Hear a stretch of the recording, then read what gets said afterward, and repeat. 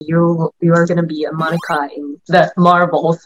So if Monica versus Candyman have a hand-to-hand combat, which one you consider winning?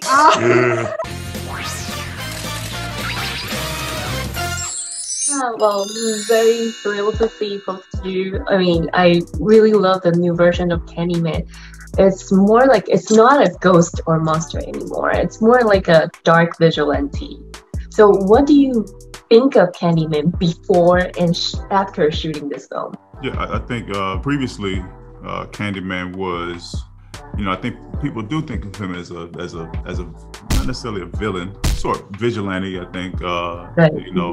Definitely he has one purpose, to show up and to cause destruction, on the person who summons him, in the sort of traditional way of ghost stories. I think now we present a character that has an equally tragic history, but I think we explain it in a way, we lay out the history in a way that allows the audience to be a bit more empathetic, to understand the older Candyman, but also to understand the new Candyman, to understand that there is also a whole entire history and lineage and, cultural, systemic, history to how Candyman came to be, and also the threats of even more Candymans. I think that also we have a Candyman and eventually who is empowered and who has agency.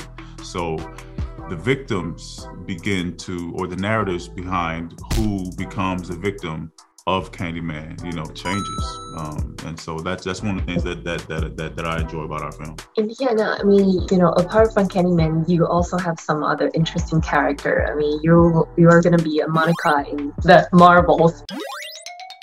不要一直看朴叙俊。 So if Monica versus Candyman have a hand-to-hand combat, which one you consider winning? Whoop that tail. No, I'm just kidding. Monica would definitely hold her own against Candyman. Of course she would whip it to her not. But he has Candyman has a hook for a hand. Right. So there's that, it's not just fist and fist, but it should be all right. Okay. And, growing up, when you were a kid, did you actually believe in Candyman? Because, Chinese people are more superstitious. For example, starting today, it's Lunar July. It's the month of ghosts. You're not supposed to do a lot of things. For example, you can't go swimming because, there might be ghosts to try to get you.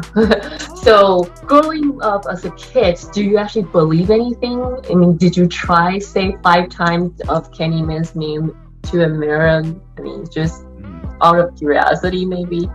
Yeah. And, I believe it that I don't want to try it for real. Yes. To find out. Yes. Like I have no interest in disproving Candyman.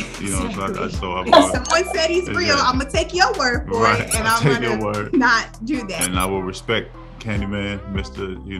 But we Robotile. did try to summon, not us, as a child, we did try to summon, or like Yaya says, play the game of Candyman, but we never would get through the full 5 times.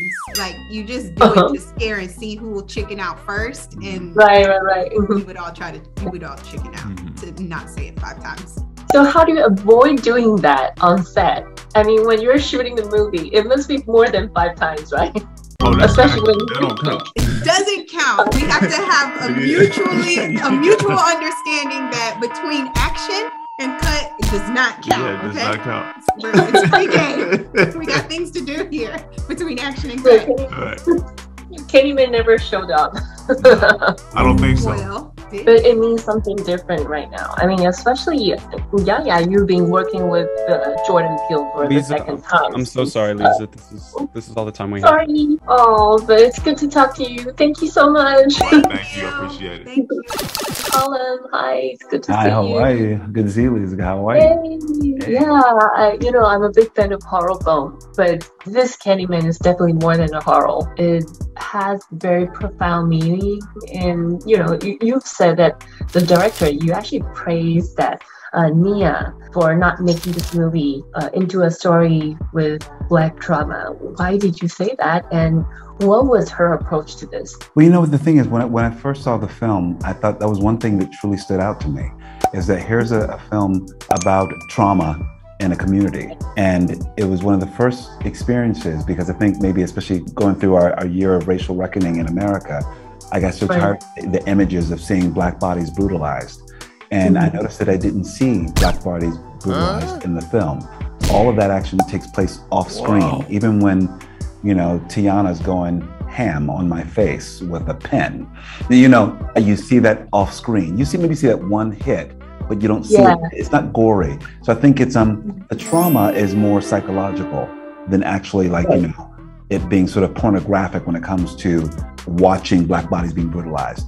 And I think that was a conscious decision of Nia's. Nia is one of the most innovative, smartest directors I think we have right now. She's really, she's on the precipice of many great things.